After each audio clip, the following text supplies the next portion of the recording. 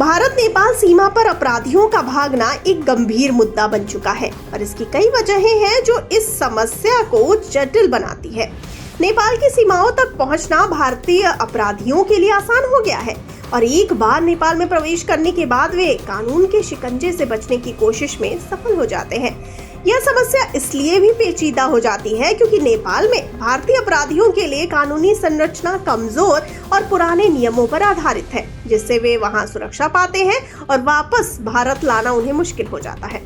भारत और नेपाल के बीच एक अनूठी खुली सीमा व्यवस्था है जो लगभग 1850 किलोमीटर लंबी है। इस सीमा पर लोगों की आवाजाही बिना वीजा या पासपोर्ट के होती है। यह विशेषाधिकार दोनों देशों के बीच पुराने और करीबी संबंधों का परिणाम है, लेकिन इसी खुली सीमा का फायदा अपराधी उठाते हैं। सीमाओं पर निगरानी और जांच की कमी से अपराधी बिना किसी कठिनाई के नेपाल में प्रवेश कर जाते हैं। नेपाल की ओर से भी सीमा पर जांच और सुरक्षा का स्तर कमजोर है, जो अपराधियों के लिए नेपाल को एक सुरक्षित पनाहगार बनाता है। इस खुली सीमा का एक और बड़ा फायदा यह है कि अपराधी आसानी से भारतीय कानून प्रवर्तन एजेंसियों की पहुंच से बाहर हो जाते हैं। नेपाल पहुंचते ही उनकी पहचान बदल सकती है और बिना किसी कठोर जांच के वे नेपाल में छिप सकते हैं। इससे अपराधियों के लिए सीमा पार भागना और भारतीय कानून से बच निकलना आसान हो जाता है। आपको बता दें कि भारत और नेपाल के बीच ईयर 1953 में एक प्रत्यर्पण संधि हस्ताक्षरित की गई थी, जो वर्तमान परिस्थितियों में अप्रासंगिक और कमजोर साबित हो रही है। यह संधि पुराने कानूनों पर आधारित है और आधुनिक अपराधों की जटिलता को संभालने में सक्षम नहीं है। इसके कारण नेपाल में अपराधियों का प्रत्यर्पण एक कठिन और लंबी प्रक्रिया बन जाता है। इसके अलावा भारत को किसी अपराधी को नेपाल से प्रत्यर्पित करने के लिए कई कानूनी प्रक्रियाओं का पालन करना पड़ता है, जिससे इंटरपोल से वारंट प्राप्त करना और नेपाली सरकार के साथ कई स्तरों पर बातचीत शामिल होती है। ये प्रक्रियाएं न केवल लंबी होती हैं, बल्कि इन पर नेपाली कानूनी तंत्र की धीमी प्रतिक्रिया भी इसमें बाधा डालती है।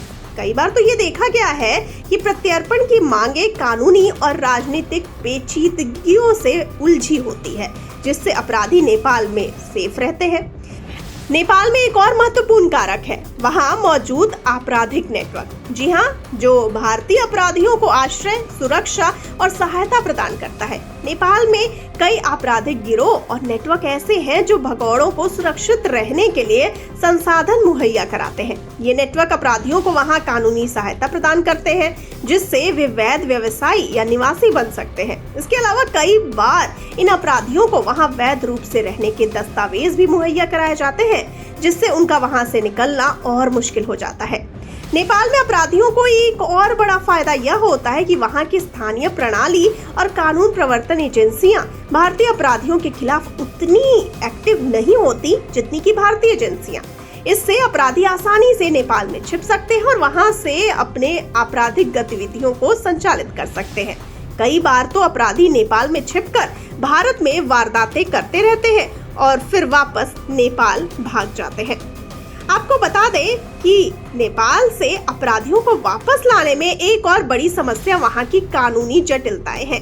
नेपाल में कानून व्यवस्था और न्यायिक प्रणाली की जटिलता के कारण भारतीय अधिकारियों को वहां के अधिकारियों के साथ सहयोग स्थापित करना चुनौतीपूर्ण होता है। प्रत्यर्पण संधि के अभाव में नेपाल से किसी अपराधी को प्रत्यर्पित करने के लिए इंटरपोल का वारंट प्राप्त करना होता है, जो समय लेने वाली प्रक्रिया है। इसके अलावा नेपाल की न्यायिक प्रणाली में कई बार राजनीतिक दबाव और हस्तक्षेप भी देखने को मिलता है, जिससे प्रत्यर्पण और भी मुश्किल हो जाता है। आपको बता दें कि इस गंभीर समस्या से निपटने के लिए भारत और नेपाल के बीच एक मजबूत और आधुनिक प्रत्यर्पण संधि की आवश्यकता है, जो वर्तमान समय के अपराधों की जटिलता को ध्यान में रखते हुए बनाई जाए। इसके अलावा दोनों देशों के बीच सीमा पर निगरानी और जांच को कड़ा करना भी बहुत जरूरी है।